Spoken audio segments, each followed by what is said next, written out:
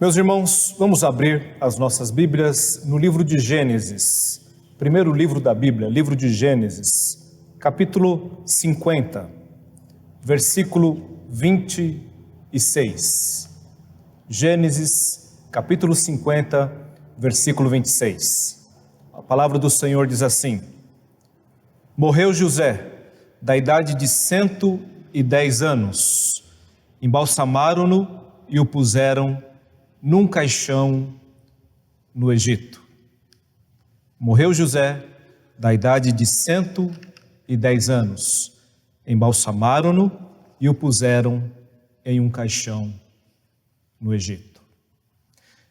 Quem foi José? A história de José é conhecida. Nós, desde pequenininhos, ouvimos a respeito deste homem, um grande servo de Deus. José, ele chegou a ser o segundo maior homem do Egito, a grande nação da antiguidade, que tinha como primeiro homem o seu líder supremo, Faraó. E José conseguiu chegar em um posto onde ele era o segundo, apenas abaixo de Faraó. José é alguém que vem da descendência de Abraão, da descendência da aliança. Ele é um filho do pacto. Ele é filho de Jacó. Desde a sua adolescência, alguém que foi conhecido pelos seus sonhos, sonhos esses que geraram inveja, ódio nos seus irmãos. Lá em Gênesis 37, versículo 5, fala a respeito destes sonhos de José. Diz assim: certa vez José teve um sonho, e quando contou a seus irmãos, eles passaram a odiá-lo ainda mais. Ouçam o sonho que tive, disse-lhes: estávamos amarrando os feixes de trigo no campo, quando meu feixe se levantou e ficou em pé, e os seus feixes se ajuntaram ao redor do meu e se curvaram diante dele. Seus irmãos lhe disseram: então você vai reinar sobre nós? Quer dizer que você vai nos governar? E o odiaram ainda mais, por causa do sonho e do que tinha dito. Depois teve outro sonho e contou aos seus irmãos: tive outro sonho, e desta vez o sol, a lua e 11 estrelas se curvavam diante de mim. Quando contou ao pai e aos irmãos, o pai o repreendeu e lhe disse: que sonho foi esse que você teve? Será que eu, sua mãe, seus irmãos, viremos a nos curvar até o chão diante de você? Assim os seus irmãos tiveram ciúmes dele. O pai, no entanto, refletia naquilo. José, meus irmãos, ele era preferido do seu pai.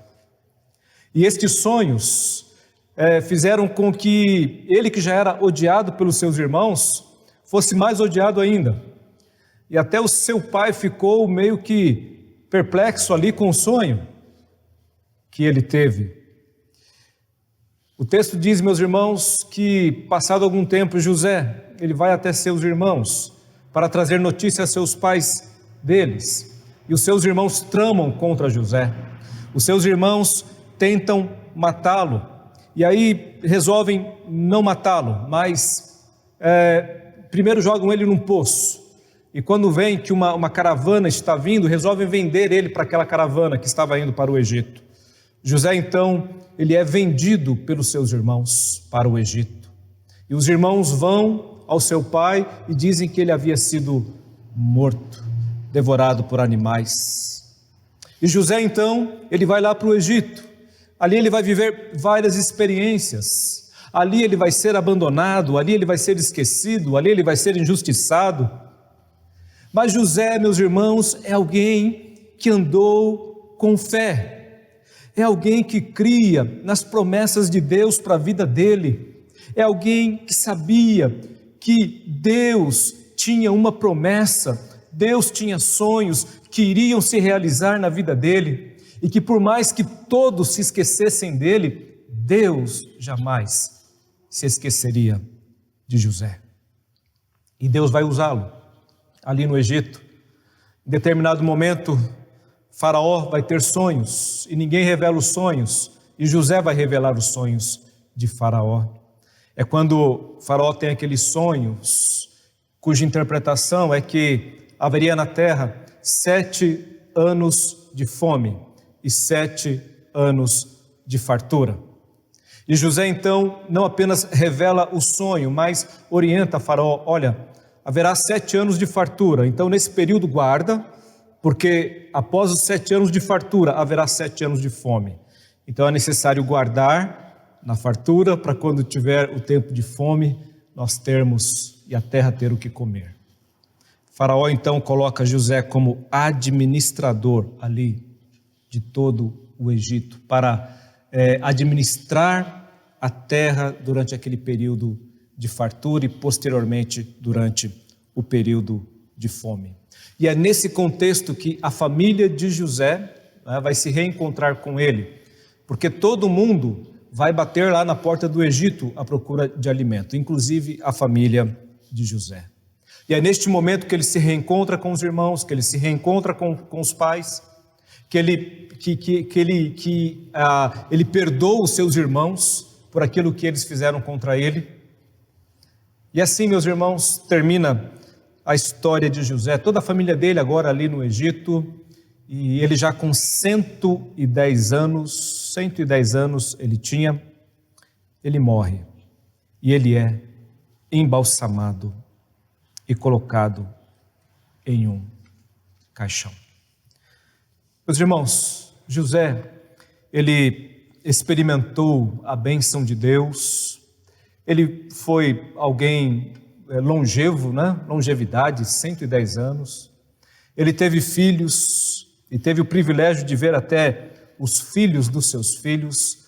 No capítulo 50 está escrito assim, versículo 23, viu José os filhos de Efraim até a 3ª geração, também os filhos de Maquir, filho de Manassés, os quais José tomou sobre os seus joelhos.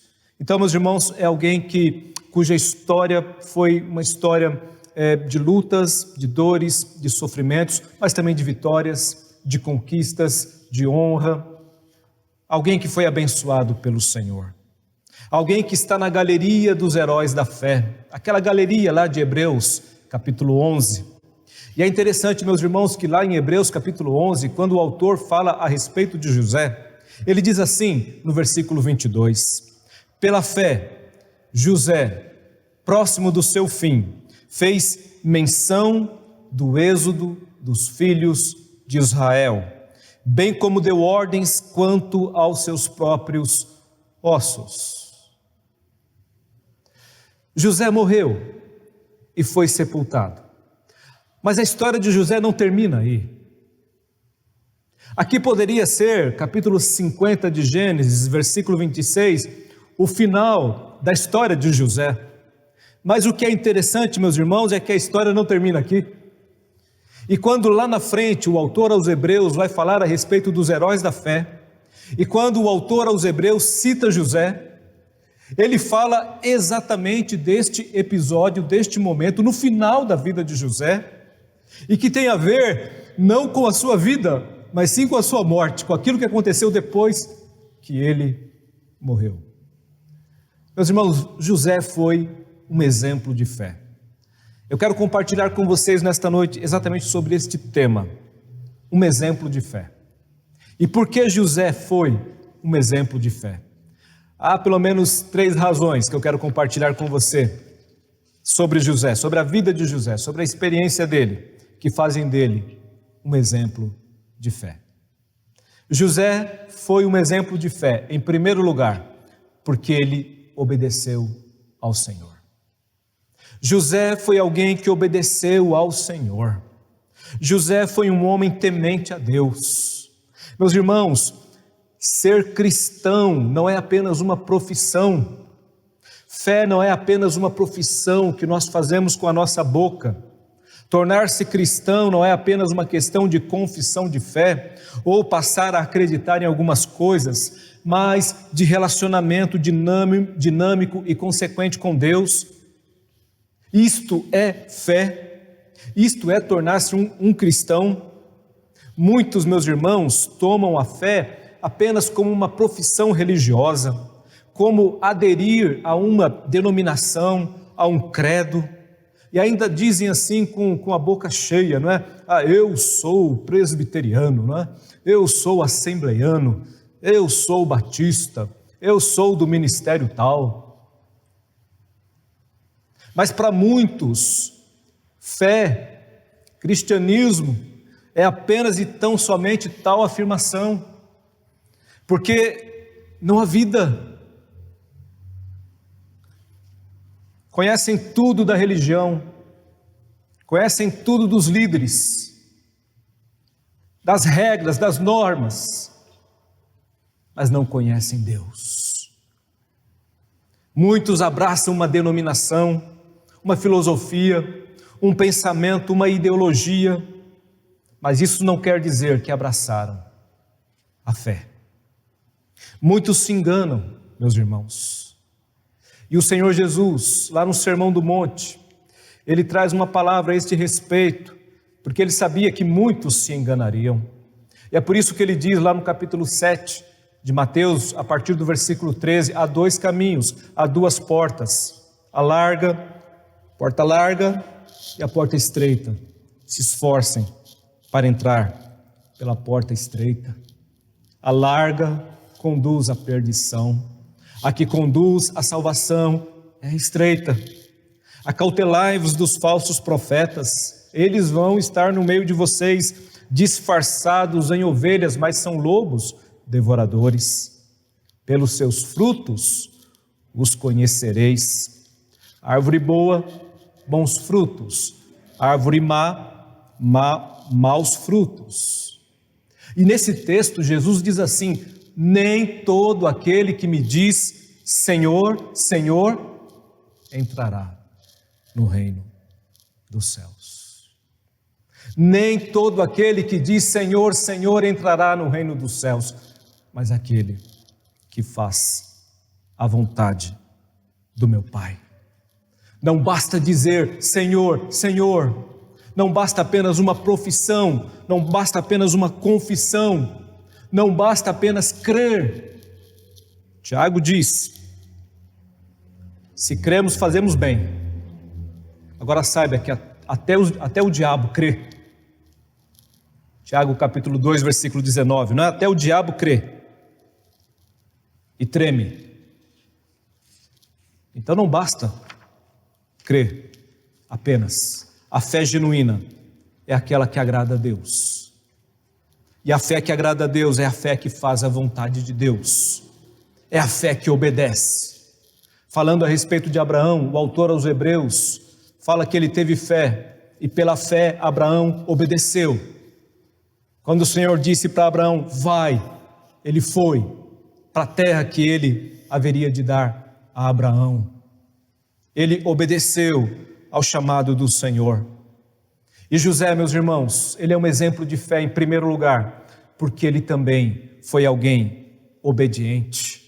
Entre as várias experiências que José teve, meus irmãos, uma é que ele estava ali na casa do seu Senhor, ali no Egito, e ele estava ali, meus irmãos, numa posição de autoridade, de governo, mas Potifar deixou muito claro para ele: olha, tudo aqui você pode controlar, mas deixa a minha esposa, não é? A minha esposa, você respeita ela. E meus irmãos, aquela mulher, ela começou a dar em cima, não é? De José. Ela começou a olhar para José de maneira diferente. E diz o texto, meus irmãos, que como José era um homem bonito, né? Era um jovem bonito, a Bíblia diz lá em Gênesis 39, versículo 6, que ele era formoso de porte e de semblante, né? E essa mulher então começou a assediá-lo. E José estava longe de casa, longe dos seus pais, longe da sua família, vendido pelos seus irmãos como escravo. Já tinha sofrido bastante nessa sua caminhada, e agora ele estava numa situação relativamente boa ali no Egito. E ele resolve viver na presença do Senhor, obedecer ao Senhor. Ele foge daquela mulher, aquela mulher insiste, mas ele foge, ele diz não. Lá em Gênesis capítulo 39, versículo 10 a 13, diz assim: assim, embora ela insistisse com José, dia após dia, ele se recusava a deitar-se com ela e evitava ficar perto dela. Um dia, ele entrou na casa para fazer as suas tarefas e nenhum dos empregados ali se encontrava. Ela o agarrou pelo manto e voltou a convidá-lo. Vamos, deite-se comigo. Mas ele fugiu da casa, deixando o manto na mão dela. Ele já havia dito: ninguém há maior do que eu nesta casa, e nenhuma coisa o meu Senhor me vedou, senão a ti, porquanto és tua mulher, é sua mulher. Como, pois, faria eu tamanha maldade e pecaria contra Deus? A questão não era só ofender a Potifar, a questão era ofender a Deus, a quem ele temia, a quem ele servia.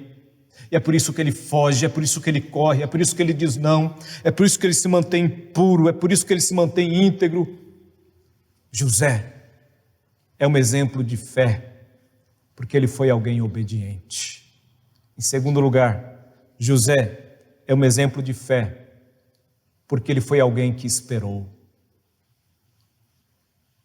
A fé é a certeza das coisas que se esperam. Hebreus, capítulo 11, versículo 1. Meus irmãos, se existe algo difícil na nossa vida, é esperar. Nós queremos tudo muito rápido. Nós queremos as coisas para ontem. Sempre foi assim. Talvez nessa geração e nesse tempo mais ainda. Esperar é difícil. Orar e ficar aguardando Deus responder não é fácil. Ver as coisas acontecendo ao nosso redor e não ver as coisas acontecendo da maneira como nós gostaríamos na nossa vida, não é fácil. Mesmo sabendo que Deus tem uma promessa, mesmo sabendo que Deus vai fazer, que Deus vai agir, mas a espera é algo que nos angustia. Nós somos assim. José, meus irmãos, era alguém que tinha fé. E alguém que tem fé genuinamente em Deus é alguém que aprende a esperar. Eu e você precisamos aprender a esperar em Deus. Existe um tempo certo, existe uma hora certa. José, lá em Gênesis capítulo 37, versículo 24, ele foi lançado em um poço pelos seus irmãos. Ele estava na cova. Ali, meus irmãos, ele tinha 17 anos, de acordo com Gênesis 37, versículo 2. Quando ele foi lançado pelos seus irmãos no poço, antes de ser vendido lá para a caravana que ia para o Egito, ele tinha 17 anos. Quando José, ele se tornou, lá no Egito, o administrador, o segundo homem do Egito, apenas abaixo de Faraó. Está lá em Gênesis capítulo 41, versículo 40. Tu estarás sobre a minha casa, e por tua boca se governará todo o meu povo, somente no trono eu serei maior do que tu. Ele tinha, nesse momento da vida dele, 30 anos. Aquele sonhador, aquele que recebeu os sonhos de Deus na vida dele, ali, na sua adolescência, aos 17 anos, lançado no poço pelos seus irmãos. Agora, aos 30 anos, 13 anos depois, ele está numa posição de autoridade, de governo. 13 anos atrás ele estava no poço, agora ele está no trono. Poço, cova e trono são duas posições, dois extremos: humilhação e honra. E entre essa humilhação e honra, 13 anos. 13 anos. José, ele soube esperar. Ele é um exemplo de fé. Ele sabia que Deus prometeu e Deus haveria de cumprir as suas promessas na vida dele. A.W. Tozer, ele diz assim: a fé verdadeira jamais estará sozinha, ela sempre estará acompanhada pela expectativa. O homem que crê nas promessas de Deus espera vê-las cumpridas. Onde não existe expectativa, não existe fé. A fé verdadeira não é formada do mesmo material de que são feitos os sonhos. Antes ela é consistente, prática e totalmente realista. A fé vê o invisível, mas ela não vê aquilo que não existe. A fé ocupa-se com Deus, a grande realidade, que deu a existência a todas as coisas.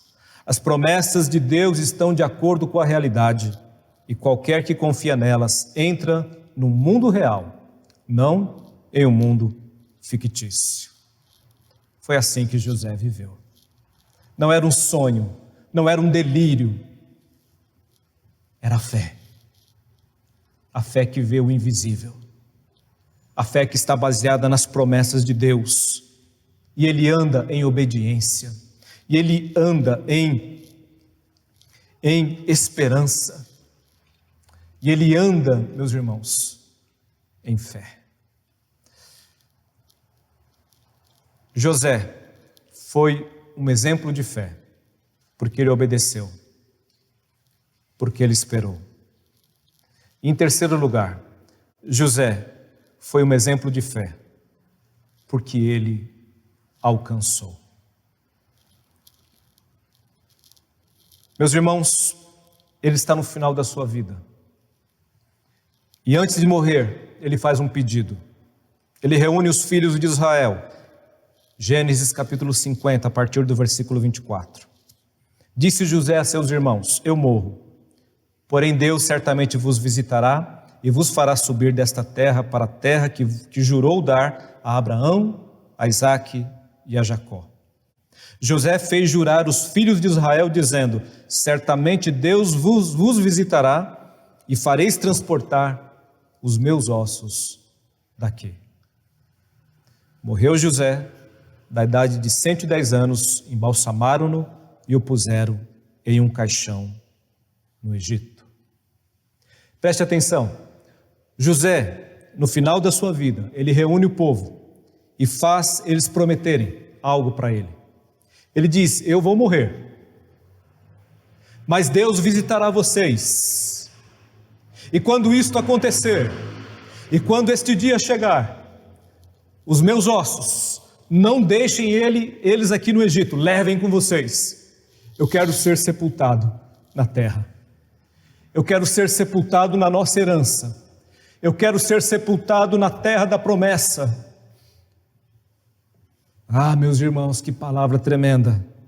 Deus havia prometido a Abraão. Deus havia prometido aos seus pais. Ele é descendente da promessa, ele é descendente da aliança. Ele crê nestas verdades. É isso que o alimenta, e isto ele passou aos seus filhos e aos filhos dos seus filhos. E esta fé, meus irmãos, é a fé que chegou a nós, a mim e a você, porque nós somos herdeiros desta mesma promessa, nós somos herdeiros desta mesma aliança. E José, ele está dizendo aqui, meus irmãos, de maneira profética, porque ele está morrendo.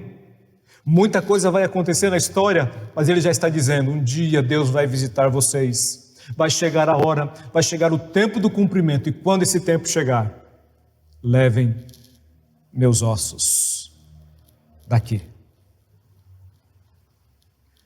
Levem meus ossos daqui. Meus irmãos, a história continua. José morreu.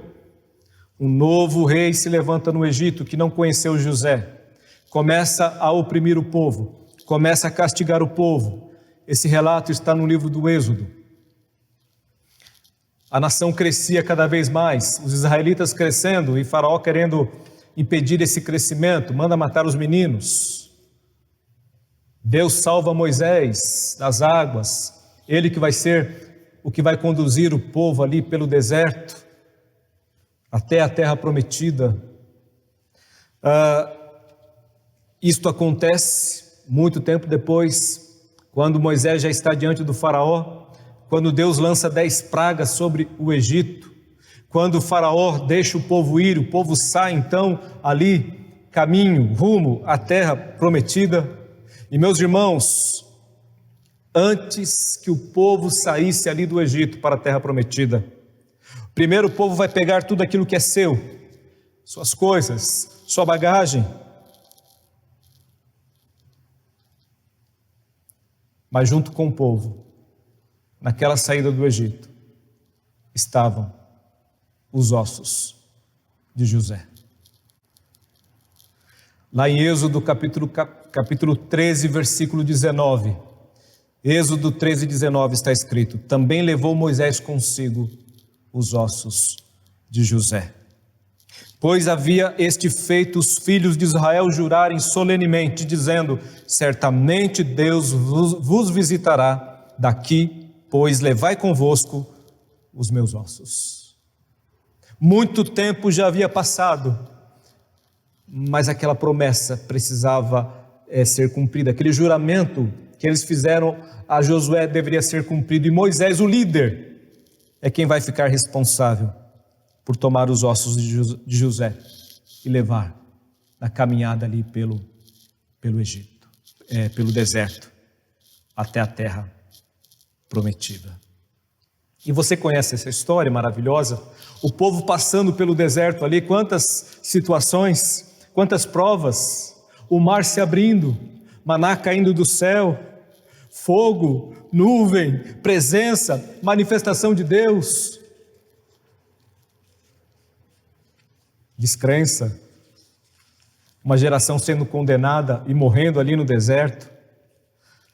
Deus dizendo apenas Josué e Caleb, a nova geração é que vai entrar na terra. E é exatamente o que acontece. Nem Moisés entrou na terra prometida.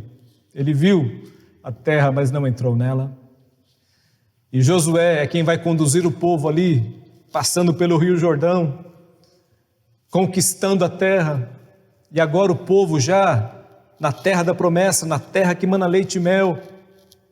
Lá em Josué capítulo 24, versículo 32, está escrito assim: os ossos de José, que os israelitas haviam trazido do Egito, foram enterrados em Siquém, na parte do campo que Jacó havia comprado dos filhos de Amor, pai de Siquém, pelo equivalente a 100 peças de prata. Aquele terreno veio a tornar-se propriedade dos descendentes de José por herança. Ah, meus irmãos, que coisa maravilhosa, que palavra tremenda.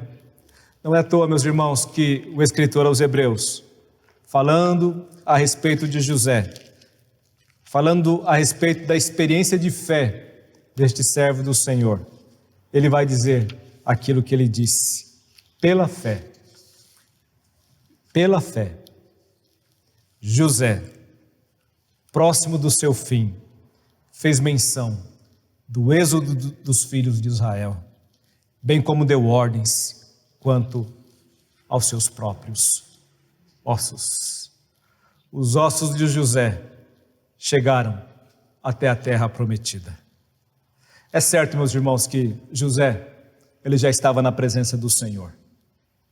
É certo, meus irmãos, que quando partirmos daqui nós estaremos na presença de Deus. Mas é significativo que José tenha feito esse pedido, porque aqueles ossos de José, meus irmãos, mesmo ali, né, mesmo José morto, ele ainda falava. Era um símbolo de fé. era um símbolo de esperança.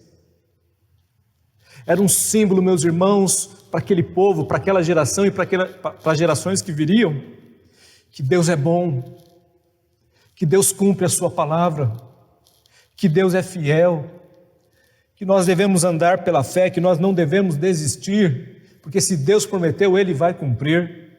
E José sabia, ele disse: eu não quero ser enterrado aqui no Egito. E olha que ele poderia ter recebido todas as glórias do Egito, pela posição que ele alcançou, pela honra que ele tinha naquele tempo, mas ele não quis nada disso, porque ele sabia que ele não pertencia àquele povo, que ele não pertencia àquela terra, e que havia uma promessa na vida dele e no povo dele, que essa promessa se cumpriria. Por isso que pela fé, antes de morrer, ele diz: os meus ossos levem daqui. Isto vai se cumprir na terra prometida. José foi um exemplo de fé, porque ele obedeceu. José foi um exemplo de fé, porque ele esperou. José foi um exemplo de fé, porque ele alcançou a promessa de Deus na vida dele. E mesmo não estando aqui, aquilo que ele profetizou, aquilo que Deus usou ele para que ele dissesse a respeito dos seus ossos, se cumpriu.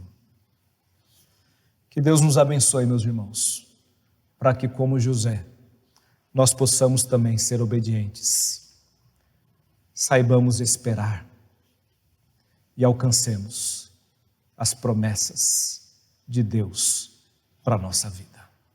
Que Deus assim nos abençoe. Amém. Vamos orar. Senhor Deus, muito obrigado, Deus, por esta palavra, por sabermos que o Senhor é o nosso Deus, que está conosco, Deus, em todo o tempo. Pai amado, que nós possamos ser filhos obedientes, independente da situação, ó Deus, que nós possamos nos voltar sempre para a Tua palavra, sermos ouvintes e praticantes, Pai, da palavra do Senhor, porque a Tua palavra é verdadeira, a Tua palavra é fiel. Deus amado, em nome de Jesus, que nós não venhamos a nos afastar da Tua palavra jamais. Possamos também, Deus, aprender a esperar nas nossas vidas, porque o Senhor tem um tempo certo. Ah, Deus amado, nós não sabemos o tempo, mas o Senhor sabe. O Senhor tem um controle de todas as coisas. Tu és soberano, Senhor, nas nossas vidas. Que o tempo do Senhor se cumpra, Deus, na nossa vida. Que nós possamos esperar, Deus. Que não tenhamos pressa, que não queiramos, Deus, antecipar as coisas, mas que possamos esperar. Porque o Senhor que promete é o Senhor que cumpre, Pai, a promessa do Senhor nas nossas vidas.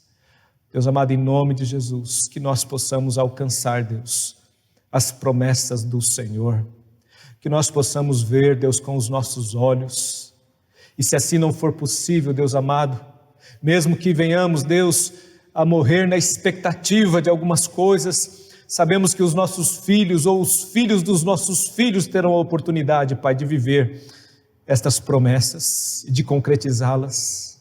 E se não for assim nesta terra, Pai amado, nós temos plena certeza que será na presença do Senhor. Porque sabemos, Pai, que se vivemos para o Senhor vivemos, se morremos para o Senhor morremos. Assim, Pai amado, na vida ou na morte, nós somos do Senhor. Por isso, Deus amado, em nome de Jesus, sustenta-nos, renova-nos. Se porventura alguém, Pai, está com a sua fé, Deus, fraca, em nome de Jesus, Pai, renova esta vida na noite de hoje.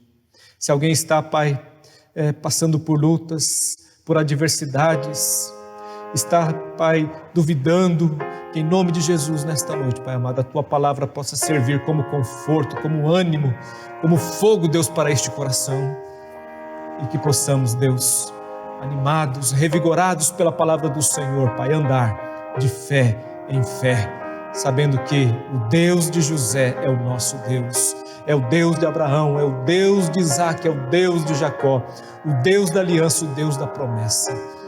Obrigado, Deus, porque o Senhor é fiel nas nossas vidas, em nome de Jesus. nós oramos e te pedimos estas coisas. Recebei a bênção. Que a graça do nosso Senhor e Salvador Jesus Cristo, o amor de Deus, o nosso eterno Pai, as consolações do Santo Espírito de Deus repousem sobre vós permaneçam hoje e para todos sempre. Amém. Meus irmãos, é com muita alegria que nós comunicamos que já retornamos aos nossos cultos presenciais. Se você ainda não teve a oportunidade de estar conosco, você é nosso convidado para participar do culto presencial. Todos os domingos, às 19 horas, nós já estamos nos reunindo no templo. Para o culto presencial, é necessário fazer a inscrição. Toda segunda-feira, nós colocamos lá no grupo o link para você se inscrever. Então, a cada culto, nós conseguimos reunir aí cerca de 50 pessoas no templo para o momento de adoração, de louvor, a participação na ceia do Senhor, algo tão importante. Com gratidão, com alegria no nosso coração, nós voltamos a celebrar a ceia do Senhor. Então, se você ainda não participou e pode participar, venha estar conosco, faça a sua inscrição e no próximo domingo, venha estar conosco aqui no culto presencial. Se você ainda não pode, se você faz parte do grupo de risco, aguarde mais um pouco, não é prudente neste momento participar. Então é bom que você aguarde mais um momento, haverá o tempo certo, o momento certo para você estar conosco. Deus está te sustentando, meu irmão, Deus está te fortalecendo, não se desanime. Continue aqui nos cultos online, nas atividades online, continue fortalecendo, alimentando a sua fé através destes canais. E no momento certo você vai estar conosco, com certeza, se Deus quiser. Era isso que eu tinha que passar para os irmãos. No mais, que Deus abençoe a todos, uma excelente semana na presença do Senhor.